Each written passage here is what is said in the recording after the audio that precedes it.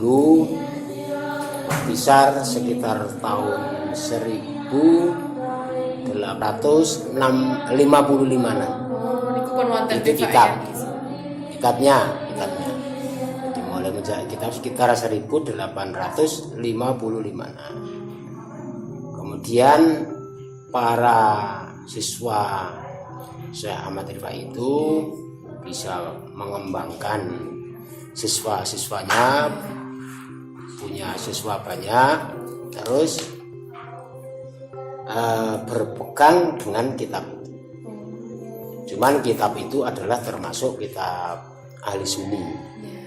Masalahnya ambilannya adalah untuk tauhidnya itu juga dari Abu Mansur Maturidi, Abu Hasan Al-Asy'ari, kemudian fikihnya dari mazhab Syafi'i, kemudian tasawufnya adalah Abu Qasim Al-Baghdadi. Ya, bab-babnya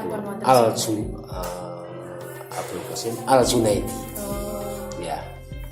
Itu kitabnya. Nah, terus itu berkembang. Cuman berkembangnya nggak besar sebagaimana NU, karena itu adalah memang hanya kitabnya saja. Sehingga roto-roto ketika zaman itu banyak orang Rifaiyah itu yang ikut organisasinya NU. Ketika itu. Jadi ada yang ikut Muhammadiyah. Dari jamaah Rifaiyah itu sendiri. Itu belum dari jamaah. Oh, belum dari jamaah. Jadi istilahnya kalau dulu dikatakan santri tarojumah. Santri tarojumah itu karena yang dikaji adalah kitab-kitab terjemahnya Syekh Ahmad Rifai. Sehingga kitabnya juga sudah muktabar. Artinya panduannya tidak kitab-kitab yang berselisih dengan kitab-kitab salafus saleh. Tentang bab-babnya di situ adalah membahas usuluddin tauhid. Ya, kemudian fikih, terus tasawuf. Nah, banyak kitab, yang satu kitab itu adalah isinya usul fikih tasawuf. Ya, jadi tauhid, fikih, tasawuf. Cuman ada kitab-kitab yang memang khusus fikih. Khusus fikih termasuk Tasriyatul Muhtaj, itu yang membicarakan tentang jual beli.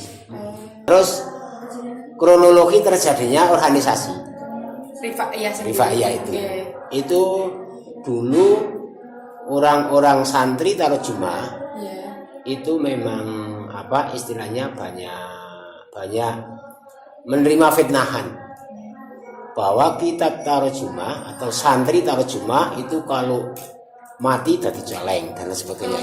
Itu fitnah bahwa kitab itu adalah kitab sesat dan sebagainya. Kemudian terus diklarifikasi, setelah diklarifikasi akhirnya ternyata tidak sesat, sehingga 91 itu diseminarkan di Jogja. Pada tahun 91. Pada tahun 91 itu diseminarkan di Jogja, bahkan yang beliau termasuk narasumbernya atau pembahasnya itu termasuk Pak Musa Asy'ari. Nah, itu alhamdulillah cara kondisi sekarang ini artinya sudah nggak ada fitnahan dan sudah dianggap sama oleh orang, kecuali orang-orang yang punya kepentingan. Kalau orang punya kepentingan kan beda lagi. Sing arek delok eleke. Bahkan eleke arek tambah. 25 tahun lebih. 92. Itu terjadi organisasi 92. Terus sampai sekarang. Ini berjalan. Cuman amaliyahnya orang Rifaiyah itu sama dengan orang Nahdliyin. Tidak beda jauh gitu. Enggak beda enggak beda apa bedanya? Sama. Ya kubur biasa. Toh berjanjinan biasa.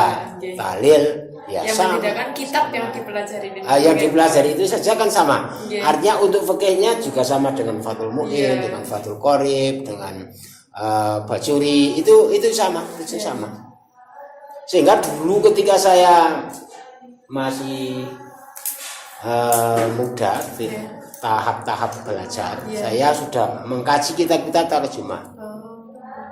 Nah, karena banyak dianggap itu adalah salah, sehingga saya itu mau membuktikan ini salah atau benar.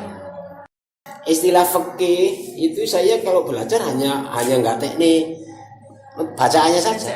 Masalahnya apa? Isi dari yang dibaca itu saya sudah hafal dari rumah. Sudah punya bekal di sini. Jadi bekalnya isi apa yang akan dikaji di situ itu saya sudah paham di rumah, sehingga yo kalau fikih memang bijinya terus bagus, nggak pernah saya biji jelek karena sudah hafal dulu dari rumah. Dan sistemnya dulu kan harus hafal itu. Jadi harus hafal, dipahamkan. Cuman sekarang karena tuntutan zaman, sehingga untuk sistem sini tidak saya tuntut harus hafal banget, cuman tetap kita pelajari dan biar apa yang lain pun ikut dipelajari. Itu kan banyak pelajarannya di sini.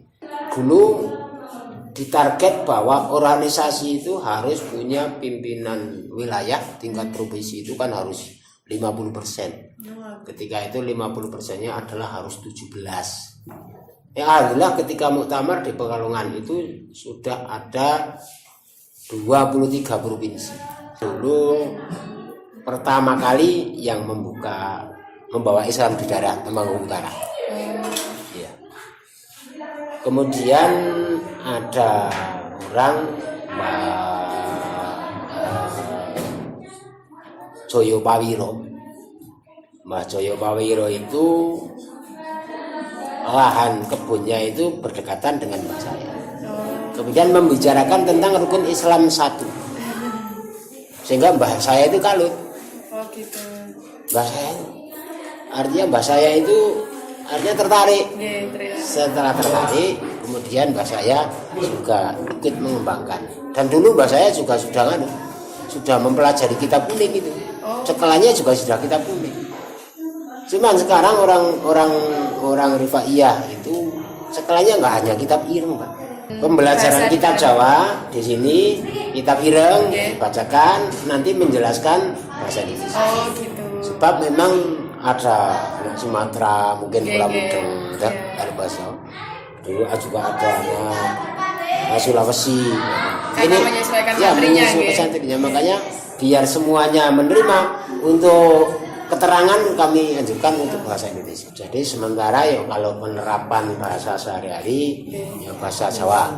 Kemudian untuk di kelas bahasa Indonesia. Ini untuk tahun yang akan datang memang akan kami programkan bahwa bahasa Indonesia, bahasa Arab, bahasa Inggris. Cuman masih proses.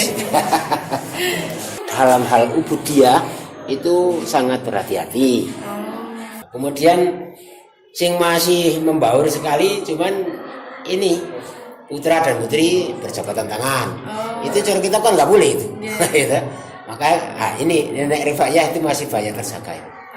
Masih banyak terjaga, sehingga kalau ada tamu putri ya cuman gini. Jadi enggak berjabatan tangan itu enggak. Cuman ini yo masih kadang-kadang masih sering iya, masalah kalau ada sosial kok takziah kemana ya tidak dia kan mau itu masa wis ngono anak dia. Iya. Gitu. Enggak enak lah tadi ya, Pak. Makanya sebelum itu kalau sudah digitukan mereka kan sudah paham.